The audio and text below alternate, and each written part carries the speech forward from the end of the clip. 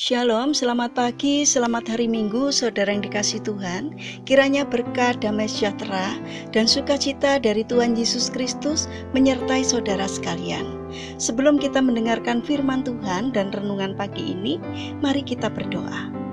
Tuhan Yesus yang baik, sungguh kami mengucap syukur atas kebaikan dan kemurahan-Mu, karena Engkau Tuhan yang tak pernah meninggalkan kami, sehingga pada pagi hari ini kami dalam keadaan baik. Pimpin dan urapilah kami dengan Roh Kudus-Mu, jika sebentar lagi kami akan mendengarkan firman-Mu. Berkatilah supaya kami dapat mengerti dan memahami apa yang Tuhan sampaikan kepada kami, dan terlebih mampukan kami untuk memperbaiki diri, agar kami semakin memiliki karakter yang baik, sehingga kami semakin bertumbuh di dalam Tuhan. Terima kasih Tuhan, di dalam nama Tuhan Yesus Kristus kami berdoa. Amin. Saudara yang dikasihi Tuhan, tema renungan pada pagi hari ini adalah semangat seorang prajurit.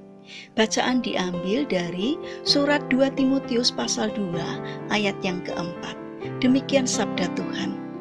Seorang prajurit yang sedang berjuang tidak memusingkan dirinya dengan soal-soal penghidupannya, supaya dengan demikian ia berkenan kepada komandannya. Saudara yang dikasihi Tuhan, dulu Alabama dikenal sebagai negara bagian penghasil kapas terbesar di Amerika. Kapas menjadi sumber penghasilan utama penduduk Alabama.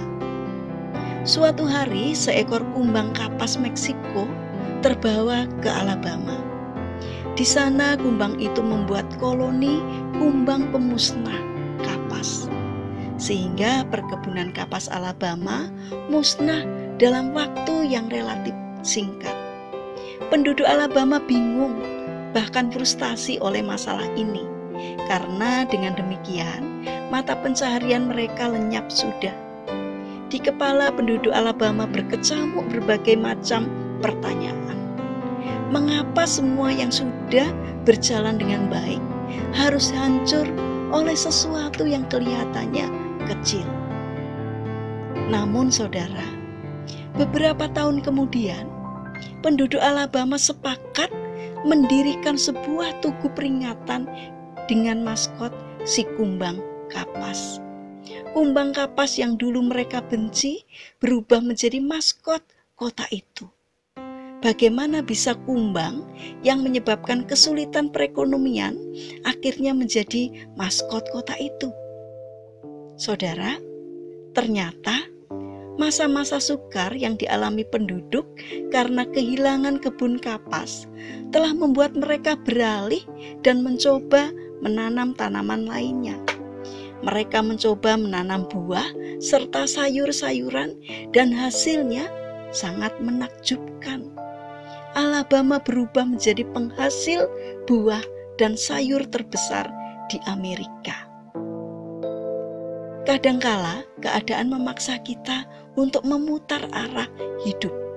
Dan ketika arah hidup berubah, kita harus siap kembali berjuang dari titik nol. Saudara yang terkasih, kenyataan hidup memang selalu berubah-ubah, dan kita dituntut untuk siap menjalani setiap perubahan itu. Sebagian orang yang sudah tinggal dalam kenyamanan memang tidak siap untuk menghadapi perubahan yang datang secara mendadak.